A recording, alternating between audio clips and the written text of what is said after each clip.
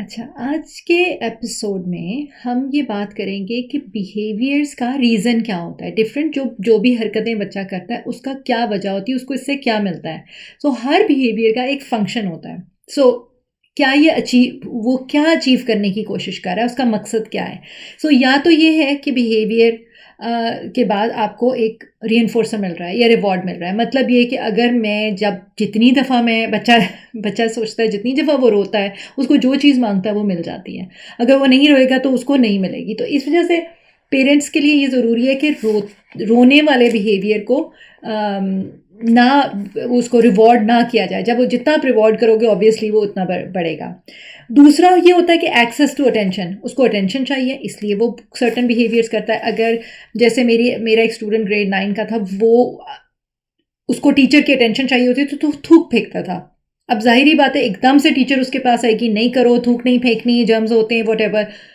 तो उसका अटेंशन लेने का ही तरीका था। हो ही नहीं सकता कि वो हाथ खड़ा कर रहा है, टीचर नहीं देख रही, वो आवाज़ें निकाल रहा है, टीचर नहीं देख रही। जब वो थूक फेंकता है, भागे भागे 4 लोग आ जाते थे। तो वो अटेंशन के लिए सर्टन बिहेवियर्स अटेंशन के लिए किए जाते हैं। एक हो गया रीइंफोर्सर और रिवॉर्ड, लाइक आपको उसके बदले में जब वो करते हो तो आपको कुछ मिलता है। सेकेंड हो गया अटेंशन।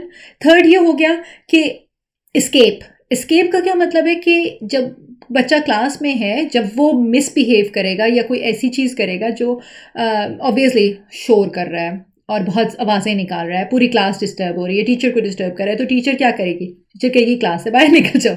तो वो बच्चे को एस्केप मिल गया। वो क्लास में रहना ही नहीं चाह रहा था इन द फर्स्ट प्लेस। तो उसको ये पता चल गया कि जब भी मुझे क्लास से निकलना है तो ऐसे आराम से तो मुझे कोई नहीं जाने देगा। तो ये बिहेवियर्स के बाद मुझे ऑफिस में भेज देंगे और मुझे होमवर्क भी नहीं करना, जो क्लास वर्क भी नहीं करना पड़ेगा। इस तरह के बिहेवियर्स, हर बिहेवियर का एक पर्पस होता है जो फुलफिल हो रहा होता है। और लास्ट वन इज़ जो हमारे बच्चों के, ऑटिज़म के बच्चों में बहुत ज़्यादा कॉमन बिहेवियर का रीज़न होता है, वो सेंसरी होता है। उसमें हमने पहले भी बात की थी कि फिजिटिंग जो होती है, जो स्टिमिंग होती है, जो फिजिटिंग होती है, कि उनकी सेंसरी नीड्स होती हैं बहुत सारी, जो वो पूरी करने के लिए दे डू सर्टन बिहेवियर। जैसे मैंने पहले भी बात की कि आंखों के आगे हाथ फ्लिप कर रहे हैं, आंखों को ऐसे रख रहा है, कानों पे हाथ रख रहा है, रॉकिंग है, स्पिनिंग है, इस तरह की चीज़ें, छलांगे ऊपर नीचे जंप करना, वो सारे बिहेवियर्स होते हैं फिजिकल नीड्स जो सेंसरी हाइपर एक्टिव या हाइपो एक्टिव जो है, ओवर रिएक्टिव या अंडर रिएक्टिव सेंसरी सिस्टम को काम करने के लिए और अपना स्ट्रेस कम करने के लिए और एंग्जाइटी कम करने के लिए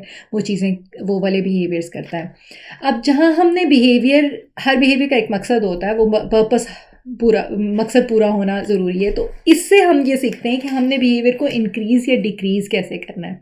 जिस बिहेवियर को हर दफ़ा रिवॉर्ड मिलेगा वो बिहेवियर इंक्रीज़ होगा। जो वोकैबुलरी हर दफ़ा उस बच्चे को आप रिवॉर्ड करेंगे जब वो सही वर्ड बोलता है, अगर उसको पानी चाहिए तो वो पानी बोलेगा, तो उसके बाद आप उसको फ़ौरन पानी दे देंगे तो उसको उसका मकसद हासिल हो गया, तो अगली दफ़ा वो वही करेगा। और अगर उसने पॉइंट करके या ए करके आवाज़ें निकाली और आपको ने उसको पानी पकड़ा दिया, तो हर दफ़ा वो वही चीज़ करेगा जिससे उसका मकसद पूरा हो रहा है। उसको ज़रूरत ही नहीं पड़ेगी कि वो कोशिश करके वर्ड बोले जिसकी उसको ज़रूरत है इसमें। और ये भी बहुत ज़रूरी है कि आपको उनको वो अल्फाज सिखाएं, वो वर्ड सिखाएं जो बाहर वाले भी समझते हों।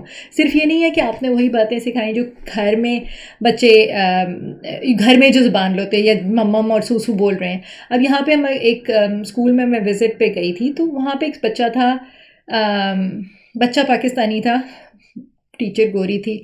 बच्चा कह रहा था पॉटी। टीचर ने कहा हाँ हाँ, इसकी माँ ने कहा था जब पॉटी कहे तो लंच दे देना और जब रोटी कहे तो बाथरूम ले जाना। मैंने कहा उल्टा बोल रही हो, तुम भूल गई हो। नहीं मुझे बिल्कुल याद है, लेकिन मुझे वो लैंग्वेज आती थी उस बच्चे की, तो मैंने उसको क्लियर कर दिया कि ये वर्ड इसके लिए और वो वर्ड इसके लिए। तो इसलिए ज़रूरी है कि वो चीज़ें सिखाई जाए जो कि बाहर भी वही बोली जाती हैं। जैसे वॉशरूम है तो वॉशरूम सिखाएं ताकि हर किसी को पता हो कि उसने कहाँ जाना है। जब वो स्कूल जाने लगे तो वो स्कूल जाने के काबिल हो। स्कूल जाने के तभी काबिल होगा जब उसको बेसिक फंक्शनल कम्युनिकेशन सिखाएंगे। तो रिवॉर्ड और रीइंफोर्समेंट का जो सिस्टम है, उसमें पनिशमेंट भी पहले ज़माने में दी जाती थी कि जब बच्चे को पनिशमेंट मिलेगी किसी चीज़ पे तो वो दोबारा नहीं करेगा। लेकिन उससे बच्चे में एंग्जाइटी बहुत ज़्यादा बढ़ जाती है और वो उस वक्त तो वो बिहेवियर रुक जाता है इसलिए, लेकिन वो लॉन्ग टर्म के लिए वो काम सीखता नहीं है। सिर्फ एक उसके डर बैठ जाता है और उसकी स्ट्रेस और एंग्जाइटी बहुत ज़्यादा बढ़ जाती है, उस चीज़ से वो एसोसिएट करने लग जाता है। जिस तरह अगर उसको किसी खाने की चीज़ के बारे में के पे उसको डांट पड़ी है या उसको थप्पड़ पड़ा है क्योंकि उसको ये याद नहीं रहेगा कि क्योंकि उसने नीचे गिराया था या उसको हाथों से मतलब मसल दिया था या कुछ किया था तो उसकी डांट थी, उसको उस खाने की चीज़ से वो एसोसिएट कर लेगा नेगेटिव रीइंफोर्समेंट को, जो कि उसको पनिशमेंट मिली है। इसलिए हमेशा कोशिश करें कि हर चीज़ के लिए जो बिहेवियर आप कंटिन्यू करना चाहते हैं वो इंक्रीज़ तभी होगा जब आप उसको पॉजिटिवली रीइंफोर्स करेंगे, और जिस बिहेवियर को आपको डिक्रीज़ करना है उसको आप इग्नोर करें, यानी उसका मकसद पूरा ना हो। यानी अगर वो चाह रहा है कि वो बिहेवियर इसलिए कर रहा है कि आप उसको यानी जैसे वही बच्चे की टॉय वाली एग्जांपल है कि वो रोता है तो उसको टॉय फ़ौरन मिल जाता है, और जब वो नहीं रोता तो उसको नहीं मिलता, तो वो एक बिहेवियर आप रीइंफोर्स कर रहे होते हो। आज के इसमें अच्छा, अब एक और चीज़ जो स्ट्रैटेजीज पेरेंट्स को बच्चों के साथ घर में रखनी चाहिए और टीचर्स को स्कूल में, चाहे वो बच्चा 4 साल का है या वो 10 साल का है, वो जितने भी साल का है, आप उससे फोर्स नहीं करें कि वो आपकी तरफ देख के बात करें। रीज़न अगेन मैं कहूँगी कि और हमने एनवायरनमेंट ऐसी रखनी है कि मिनिमम सेंसरी स्टिमुलेशन हो, यानी शोर कम, टेस्ट कम, परफ्यूम कोई ना लगाए। एक मेरी स्टूडेंट थी, वो मुझे परफ्यूम लगाना मुझे छोड़ना पड़ा बिकॉज़ वो उसको स्मेल बहुत ज़्यादा बुरी लगती थी। टेस्ट, स्मेल, नॉइज़, फिर वो जो फिज़िकल चीज़ें हैं वो तो आहिस्ता आहिस्ता अगर आप बच्चे को जितना जानोगे उतना आपको पता चलेगा कि इसको किस चीज़ से कंफर्ट मिलता है। जैसे नॉर्मल भी बेबीज़ को रैप कर देते हैं टाइटली ब्लैंकेट में और ऊपर पिन लगा देती हैं माएँ, तो उसको एक बच्चे को एहसास होता है कि वो एक उसमें है, गोद में है, तो वो ज़्यादा गहरी नींद सोता है। उसी तरह ऑटिज़म वाले बच्चों को भी समटाइम्स वो हैवी वेस्ट या उसके ऊपर हैवी ब्लैंकेट डाल के अगर रखेंगे तो उनको वो कंफर्ट का एहसास होगा if they are hyper sensitive. Eye contact मैं इसलिए मना करती हूँ कि आई कांटेक्ट को फोर्स नहीं करें। जब वो आप पे की तरफ देख रहा है तो आपके चेहरे पे इतने एक्सप्रेशन चेंज हो रहे हैं कि उसके लिए फोकस करना बहुत मुश्किल है। तो अगर आप चाह रहे हैं वो आपकी तरफ देखे भी और आपकी बात भी सुने तो उसके लिए बहुत मुश्किल है, तो फोर्स नहीं करें। हाँ, बात छोटे शॉर्ट सेंटेंसेस कम से कम लफ्ज़ों में करने की कोशिश करें, आहिस्ता बोलें, पेस ऐसा रखें कि बहुत तेज़ नहीं बोलें, और शॉर्ट सेंटेंसेस में बात करें। और जिस वक्त बहुत सारे हमारे बच्चे, उनकी पेरिफेरल विजन होती है, यानी वो आपकी तरफ नहीं भी देख रहे तो वो साइडों से आपको देख रहे हैं और उनको आप नज़र आ रहे हो, लेकिन इतनी उनके लिए एंग्जाइटी प्रोड्यूसिंग नहीं है, यानी आप बिल्कुल उनको इतना ओवरवेल्म नहीं हो गए। अगर वो आपके चेहरे के चेंज होते हुए एक्सप्रेशन ही देखते रहेंगे तो उनके लिए सुनने पे फोकस करना मुश्किल हो जाएगा। एक चीज़, हमारे बच्चे जिससे बड़े होते हैं हम उनको चॉइसेस नहीं देते, हमने चॉइसेस देनी है। सो अगर आप उनको दो चीज़ों में अगर वो उसको चॉइस देंगे तो उसके लिए ज़्यादा आसानी होगी आपकी बात माननी। जब उसको कहेंगे ना अगर ये लेना है या ये लेना है, दो चीज़ें, तो उसके लिए आसानी होगी। जब आप उसको फोर्स करते हैं कि नहीं यही खाना है या यही करना है तो बच्चा इरिटेट होता है। आपने और हमारे बच्चे बहुत रूटीन बेस होते हैं। कोशिश करें कि रूटीन चेंज ना हो, हर रोज़ एक ही टाइम पे खाना, और अगर कोई चीज़ रूटीन चेंज हो रही है तो उसको मेंटली प्रिपेयर किया जाए। छोटे बच्चों के लिए तो ज़्यादा मुश्किल है, जैसे जैसे बड़े होते हैं आप उनको मेंटली प्रिपेयर कर सकते हैं। एक बच्चे का किताब पोर्शिया आइवर्सन की किताब है स्ट्रेंज सन। उस शी वाज अ मतलब हॉलीवुड की सेलिब्रिटी टाइप की बंदी थी, एंड उसका बच्चे को ऑटिज़म, बहुत सिवियर ऑटिज़म था, यानी कि वो बच्चा बहुत लो फंक्शनिंग था। उसको एक और खातून का पता चला इंडिया में, उनके बच्चे का नाम था टीटो मुखोपडी।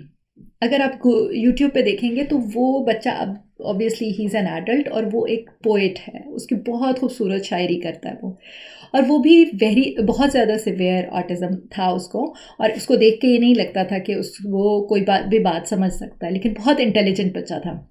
उसकी माँ ने उसके ऊपर अपनी पूरी उसने ज़िंदगी उसके लिए वक्फ कर दी। उसने अपना घर छोड़ दिया, वो अमेरिका आ गई उसके इलाज के लिए, और उसने उसको लिखना पढ़ना सिखाया, जो कि बहुत मुश्किल था। उसने लिखना पढ़ना सिखाया, और जब वो लिखने के काबिल हो गया, जब वो तो उसने शायरी करनी शुरू की और उसने एक्सप्लेन करना शुरू किया। तो पोर्शिया आइवर्सन की किताब में मैं एग्जैक्टली पॉइंट भूल गई हूँ कि जो मैं एक्सप्लेन करना चाह रही थी, जो उसने इसके बारे में कहा था। एनीवे मैं किसी और एपिसोड में उसके पास दोबारा आऊँगी। अच्छा, कोई भी टास्क आपने बच्चों को सिखानी है, break it down into smaller portion. जैसे हाथ धोने में सबसे पहले क्या है, नलका खोलना है। अगर वो ठंडे गर्म का मिक्स करना है तो फिर आपने दोनों सिखाने, फर्स्ट स्टेप, और उसको ब्रेक डाउन करेंगे आप 10 स्टेप्स में सिर्फ हाथ धोने को। एक नलका ऑन, दूसरी साइड ऑन करनी, अब इक्वल हो गया, ठीक है। उसके बाद आपने हाथ पे साबुन लगाना है, साबुन को 20 सेकेंड्स तक मलना है, साबुन को वापस रखना है, नलके के नीचे हाथ रखने हैं, उसको तो सारी तरफ मलना है, एक साइड बंद करनी है, दूसरी साइड बंद करनी है, टॉवल से साफ करने हैं। 10 स्टेप्स में ब्रेक डाउन करेंगे। अब हम उसमें बच्चे को प्रॉम्प्ट करते हैं। प्रॉम्प्ट शुरू में फुल फिजिकल प्रॉम्प्ट होती है। फुल फिजिकल का प्रॉम्प्ट का मतलब ये कि हाथ से उसका हाथ पकड़ के नलका खोलना है, दूसरा हाथ पकड़ के दूसरा खोलना है, और एंड तक एक एक स्टेप जो है वो बोलते भी जाना है कि अब हम ये करें, अब हम ये करें, ताकि वो उसको कानों से भी सुने और हाथों से उसके मूवमेंट्स भी आप करें। आहिस्ता आहिस्ता आपने उस जो फुल फिजिकल प्रॉम्प्ट है उसको पार्शल फिजिकल प्रॉम्प्ट कर देनी है कि आप उसके यहाँ पे टैप करें नलका खोलने के लिए, अब दूसरे पे टैप करें, अब दूसरा खोलो, फिर दोबारा टैप करें, और आहिस्ता आहिस्ता प्रॉम्प्ट्स जो है वो कम से कम करती जाए, साथ सिर्फ वर्बल रह जाए, और आहिस्ता आहिस्ता फिर उसमें फॉरवर्ड चेनिंग और बैकवर्ड चेनिंग होती है। उसका एक पूरा प्रोसीजर है। You can always learn it. अगर आप अपने बच्चे को सिखाना चाह रहे हैं या अपने स्टूडेंट को सिखाना चाह रहे हैं, आप इंटरनेट से वो सब चीज़ें, ABA के जितने प्रिंसिपल्स हैं वो आप वहाँ से सीख सकते हैं।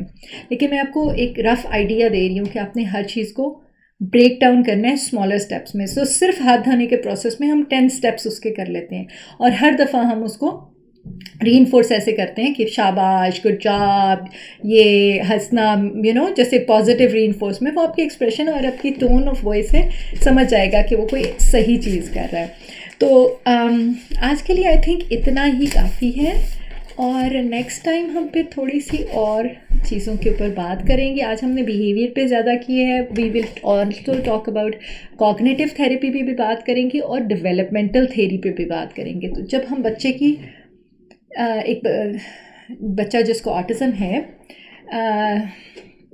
उसकी बात करते हैं, तो हम हर तरफ से हर थेरी यूज़ करके हम कोशिश करते हैं कि उसको सिखाने की कोशिश करें और उसकी ज़िंदगी आसान से आसान करें। और मैं हर दफ़ा ये पूरा जुमला जिस बच्चे को ऑटिज़म है इसलिए बोलती हूँ, और ऑटिस्टिक बच्चा इसलिए नहीं बोलती, क्योंकि अगर मेरे घर वालों को डायबिटीज़ है तो मैं ये नहीं कहती my diabetic dad is going somewhere, और my cancerous mom is going something. वो उसकी पहचान नहीं है। लेकिन हम उन बच्चों की बात ज़रूर कर रहे हैं, लेकिन उनका नाम हम उनको लेबल इस तरह से नहीं कर सकते कि ऑटिस्टिक बच्चा है। तो यहीं पे ख़त्म करते हैं। नेक्स्ट टाइम फिर मिलेंगे एपिसोड 6 के साथ। हाफिज़।